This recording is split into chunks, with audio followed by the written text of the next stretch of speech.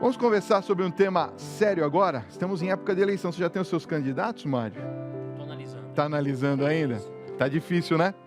Pois é, nós vamos conversar agora com o meu amigo Sebastião Miziara, que é jornalista, professor e bacharel em Direito, que vai falar sobre um tema muito importante que nós estamos vivendo nos dias de hoje.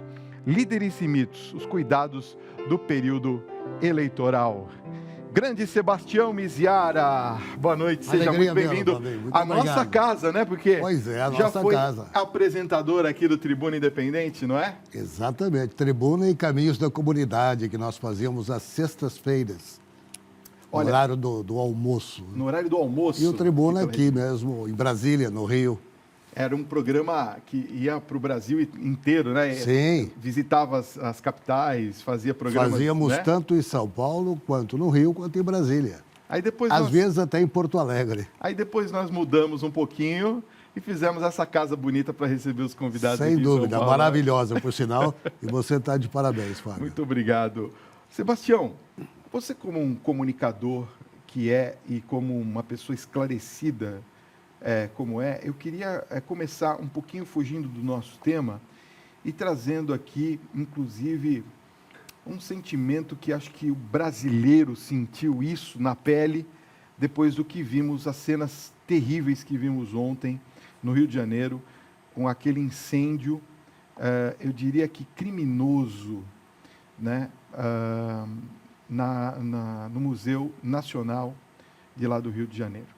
Claro que veio especulação, veio um monte de situação, mas aqui entre nós, o Brasil está nos acompanhando agora, a gente sabe que foi evitado até uma tragédia de pessoas morrerem lá, porque o Museu Nacional estava aberto para visitação e foi identificado que não tinha nenhum tipo de segurança, né, contra nada, nem contra incêndio, nem contra nada, além da perda que tivemos cultural para o nosso país. Como é que você vê essa cena que aconteceu lamentavelmente ontem na cidade do Rio de Janeiro nessa madrugada? Ô, Fábio, eu acredito, antes de mais nada, eu quero dizer para você que na nossa caminhada pública, na capacitação de agente público, nós temos, ao longo do tempo, feito uma proposta para se criar nos municípios, isso vale para governos e governo federal, uma comissão chamada Comissão do Futuro. Você trabalhar com futuristas. Não é ideia nossa, não começou com a gente, é uma ideia que os Estados Unidos estão implantando e com excelente resultado. Se você analisar a história com relação à cultura brasileira, você vai observar que bibliotecas, museus, estão todos praticamente abandonados. E não acontece só nas grandes capitais. Isso se retrata com muita profundidade nos municípios brasileiros. Eu acredito que o que aconteceu no Museu do Rio de Janeiro e que remonta à história toda da nossa vida, da nossa república, mesmo do Império, foi objeto de acontecimento provocado pela ausência de uma análise mais profunda daquilo que poderia ocorrer no futuro, né? Então, a gente costuma muito colocar uma fechadura, um alarme, depois que a porta foi arrombada. O governo federal acabou de liberar hoje 10 milhões de reais para começar o trabalho de recuperação do museu. Mas recuperar como? Não é? O museu tem outras coisas além da história escrita. Eu acho que faltou exatamente isso, a prevenção. Como aqui no Museu do Ipiranga, em São Paulo, que vai ser entregue em 2022, ele foi fechado por falta de segurança. Então, está sendo feito um trabalho de recuperação do Museu do Ipiranga, que deveria ter acontecido no Rio de Janeiro. É lastimável, não tenho a menor dúvida de que a história foi ferida, a nossa cultura foi ferida, a nossa vida inicial foi ferida com o que aconteceu no museu. Lamentável em todos os sentidos. E outra coisa que eu queria deixar registrado aqui para o Brasil inteiro, eu vi a lista que foi divulgada sobre a Lei Rouanet, né? E os valores que foram repassados para tantas situações, já que se fala de cultura no Brasil, e esse dinheiro todo, quer dizer, não se tinha dinheiro para se manter o museu, mas se tem dinheiro de Lei Rouanet para se aprontar tantas outras situações e a nossa cultura mesmo, que era o que nós deveríamos preservar, não conseguimos fazer isso a tempo, né, de destruirmos ela e transformar tudo em cinza. Mas vamos rezar para que as próximas gerações de políticos pensem nisso também como uma referência da nossa história e da nossa república, não é verdade? Agora, a volta à democracia, ela completou 33 anos nesse ano de 2018. E o cenário político brasileiro vive um período de instabilidade profunda, inclusive na economia, na política. Como que você, Sebastião, avalia essa situação atual que nós estamos vivendo política no país? Fábio, em verdade, no meu conceito, a democracia é o melhor que existe. Ela tem os seus defeitos, mas é a ideologia que melhor se adequa ao político brasileiro e à população brasileira de um modo geral. Democracia começou em Atenas, né? O governo pelo povo, o governo do povo, demos crato, povo, poder. A democracia nossa é uma democracia indireta e que é fundamental para que os princípios de liberdade sejam preservados. Nós vivemos efetivamente uma situação de crise, que não existem culpados atuais. Isso vem de desgovernos anteriores que provocaram crises enormes, né? Você estava falando, eu pensei aqui, se o dinheiro que foi enviado para a Venezuela fosse dedicado à cultura, quem sabe o museu hoje estaria em pé. Portanto, a crise que nós estamos vivendo, essa crise foi cantada em prosa e verso há muitos anos atrás, quando os mais preparados economistas analisavam o que acontecia no governo brasileiro, não é? Na época que nós tivemos a crise mundial, e aqui o presidente da época tratou como marolinha, na verdade o Brasil tinha que se preparar para aquilo que aconteceu, como outros países se prepararam. Portugal, Irlanda, França, Espanha, tiveram as suas crises, prepararam para sair da crise e saíram da crise. Então, eu acredito o seguinte, nós estamos vivendo uma crise enorme que deve se resolver, evidentemente, com um novo governo, com uma nova cara para governar o país. Agora, a gente ouve esses termos o tempo todo, né? Inclusive, tem um candidato que está utilizando a palavra mito, não é? Eu queria que você explicasse um pouquinho a diferença entre o mito e o líder. Olha, tudo começa com o papel exercido pela racionalidade. Tá. O líder sobra muito de racionalidade. O mito falta demais. O líder, ele joga com a razão. Ele fala aquilo que a população às vezes não quer ouvir, mas que precisa saber. O mito joga com o desgoverno, joga com as crises, joga com a desesperança, faz o processo eleitoral em qualquer parte do mundo ser mais visceral e do fígado do que propriamente pela razão, pela justiça. A diferença é essa. O mito, ele não tem racionalidade no trato da coisa pública. O líder tem. Ele trata as coisas com absoluta racionalidade. Bom, o atual modelo do presidencialismo, que é o de coalizão, que nós estamos vendo, ele apresenta hoje para nós todos, não sei se é uma impressão pessoal, um sentido de esgotamento, não é? Será que é isso mesmo ou o problema foi como esse governo lidou com o sistema presidencialista no Brasil? Como é que você vê? Ô, Fábio, por natureza e formação política, eu trabalho na vida pública há 48 anos exatos, 24 anos com o mandato e 24 anos trabalhando na capacitação. Não a figura do presidente da UVESP capacitando, mas se tornando um intermediário entre os que sabem e aqueles que precisam aprender. Eu sou, por essência, parlamentarista. Eu não creio que o presidencialismo seja a solução. Não é. Definitivamente não é, assim como eu entendo que a reeleição não é a saída para o Brasil. A reeleição, ela comprovadamente demonstrou que ela não é eficiente. O parlamentarismo, ele evita crises, como a que nós tivemos em sequência no Brasil. Porque o parlamentarismo, ele tira e põe. Né? O governo não deu certo, tira. Assim funciona e acho que é o ideal. Eu acho que o Brasil precisa de uma grande reforma política. É inadmissível você ter 35 partidos políticos. É preciso diminuir os partidos políticos. Não precisamos fazer igual nos Estados Unidos, republicanos e democratas, mas temos que ter menos partidos políticos, porque sob outro signo você não evita a coalizão. É preciso que haja no regime atual. Agora, na sua visão, por que a política brasileira se tornou tão problemática?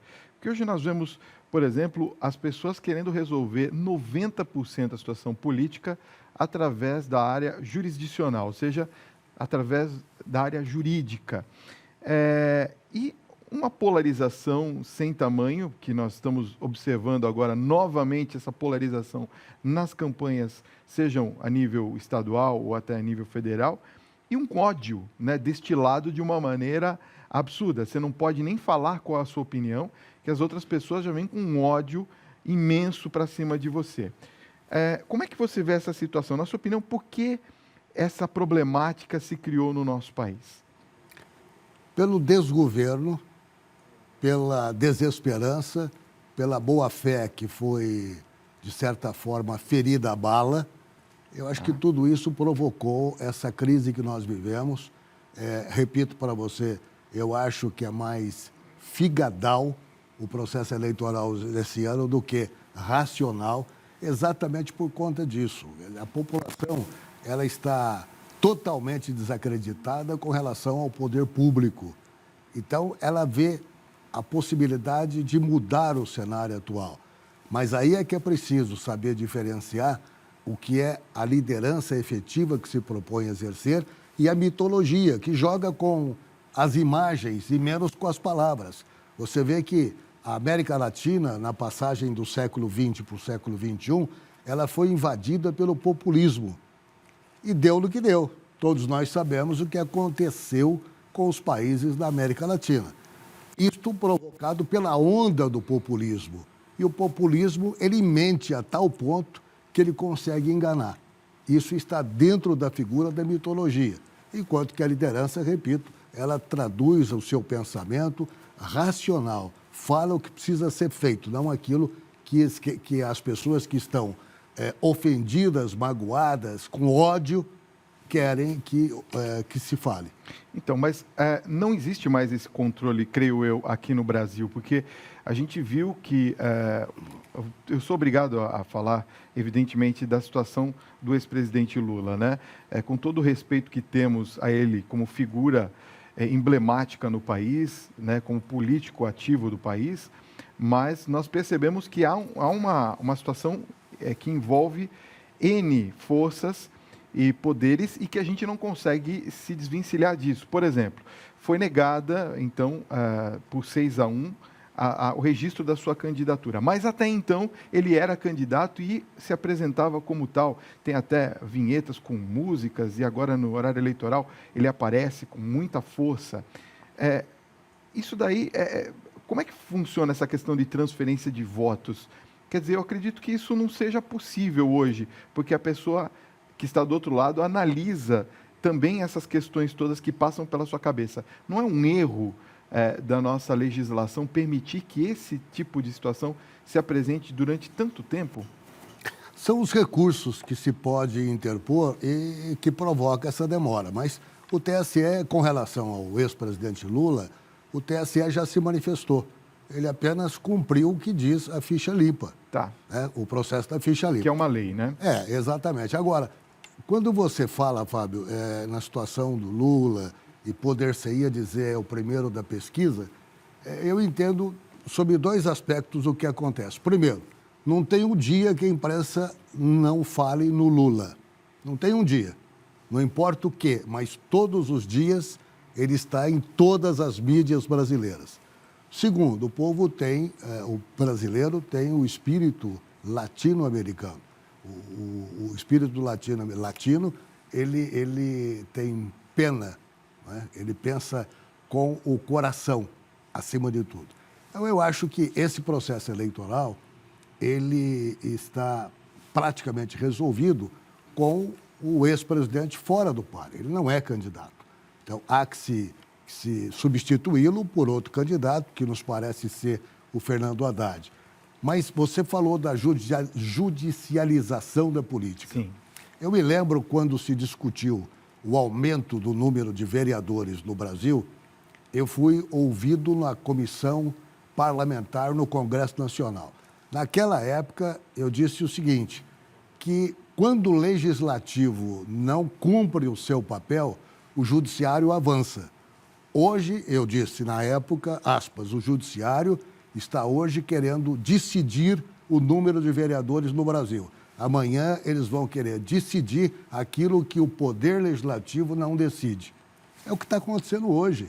Tá. Não é? Existe a tripartição de poderes, que é o princípio de Montesquieu, que o Poder Executivo faz aquilo que o Legislativo determina através da sua conformação, do seu quadro de deputados e senadores, e o Judiciário só entra na parada quando há conflito.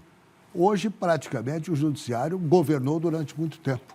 Esperamos que isso mude já a partir do próximo mandato, que cada um cumpra o seu papel conforme estabelece a Constituição brasileira. Pois é, e nós vemos hoje uma situação delicada, porque as fake news, elas tomaram conta, né, das notícias falsas, né, fake news, em termo em inglês, de toda a nossa área de informação. A internet, principalmente, tem disseminado muito essas tais fake news. E a gente vê ascendendo novamente, num regime democrático, em pleno regime democrático, a questão ainda da militarização ou até mesmo das forças de uma intervenção militar ou até mesmo da ditadura. Tem gente que pede a volta da ditadura. Como que a gente pode lidar com uma situação atual dessa, com essas forças atuando junto à nossa democracia? Eu acho que através do diálogo. Você não tem outra forma senão informar a população o que efetivamente acontece. Eu me preocupo muito, como municipalista, com a questão do fake news. Só que tem uma pesquisa recentíssima que diz que o eleitor brasileiro, um total de 62%, acredita no horário político da televisão. Tá. Isto é realmente tranquilizador, né?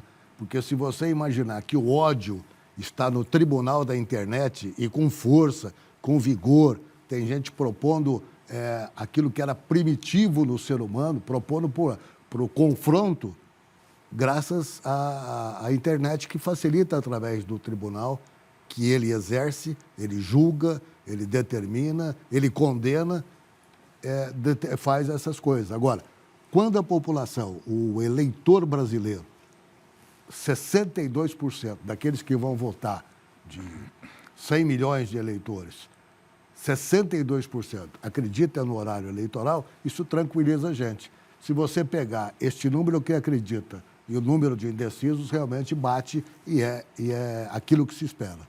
Agora, a gente ouviu falar demais aí na questão do loteamento dos ministérios, né? E tem candidatos que defendem que isso não vai acontecer. É possível governar sem lotear os ministérios? Não é possível. Não, absolutamente impossível. Só se você mudar o regime. Se mudar o regime, é possível sim. Mas na forma que está, no Estado Democrático de Direito, conforme preceitua a Constituição brasileira, é impossível você governar sem a coalizão. Agora, você pode governar com partidos políticos, mas exigindo os melhores dos partidos políticos. Não é? Técnicos colocados no lugar certo, pessoas certas no lugar certo. É isso que se espera de quem efetivamente quer governar o Brasil com racionalidade. Você não pode governar o Brasil com ódio. Nós já temos o grande impacto da crise econômica, da crise moral, da crise política, da crise da empregabilidade. É preciso unir o país. Não dá mais para você colocar ricos contra pobres ou vice-versa, negros contra brancos. Não pode, nós temos que unir o país. O Brasil é um país de dimensão continental, é um povo extremamente solidário. Qualquer campanha que se faça em favor de alguma instituição que exerce o bem, você vê que a solidariedade avança de uma forma extremamente significativa. Então, não se pode, entendo o seguinte, que quem chegar no governo federal como presidente do Brasil, ele vai ter em torno de 60 milhões de votos. Com 60 milhões de votos, você tem força suficiente para fazer um ministério que realmente trabalhe para encantar o desenvolvimento do Brasil. É preciso isso. Nós temos que transformar o Brasil num verdadeiro canteiro de obras.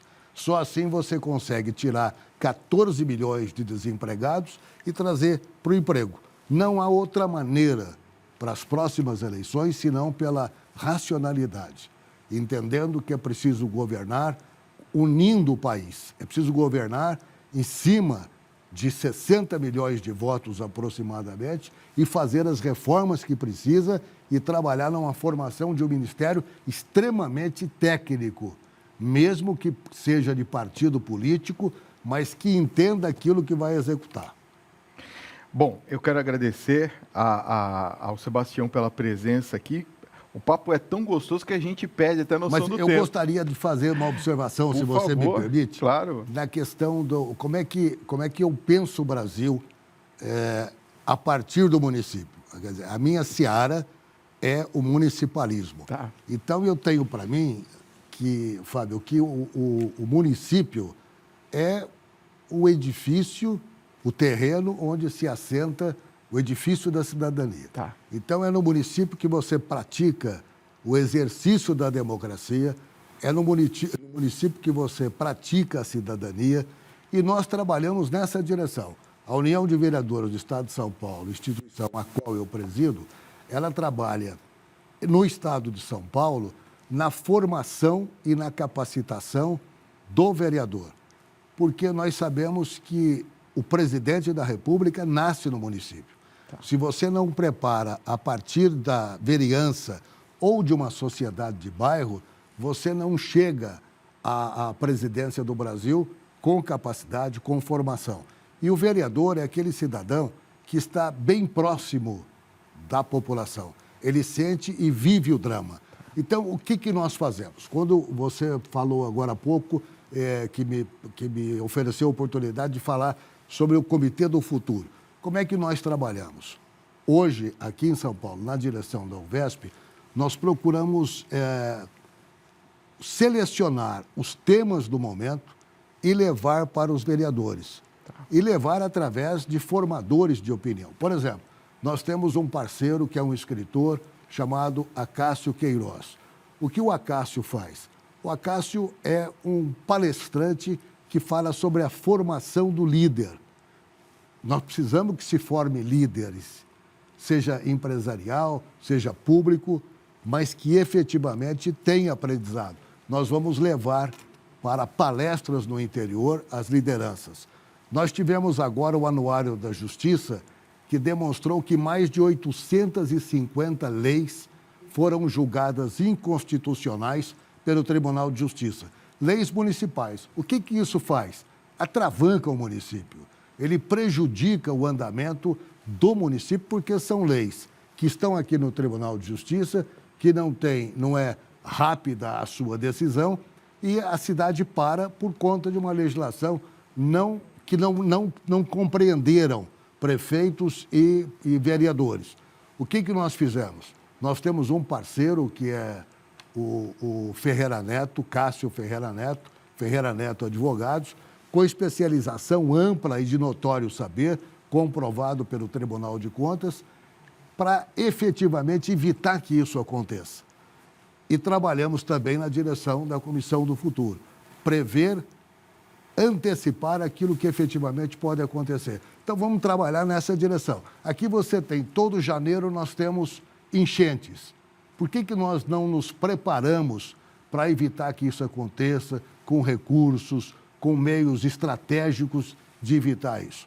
Então, o que eu acho é que o Brasil que nós queremos é um Brasil onde o município seja reconhecido como um ente federativo perfeito, porque o mais não é juridicamente perfeito, é abstrato, não é? O município não. E o município é, por efeito de condensação, a própria nação brasileira. É por aí que nós queremos caminhar. Esse é o Sebastião Miziara. Volte outras vezes, tá bom? Será Os uma contatos honra. estão aparecendo aqui no vídeo, o vesp.com.br. Você é sempre muito querido, muito bem-vindo aqui. Muito obrigado, Fabio. Volte sempre, tá bom? Grande abraço Obrigado, pra foi você muito bom o nosso e um papo. abraço aos telespectadores. Eu fico muito contente. Eu fico feliz de você ter vindo aqui, meu irmão.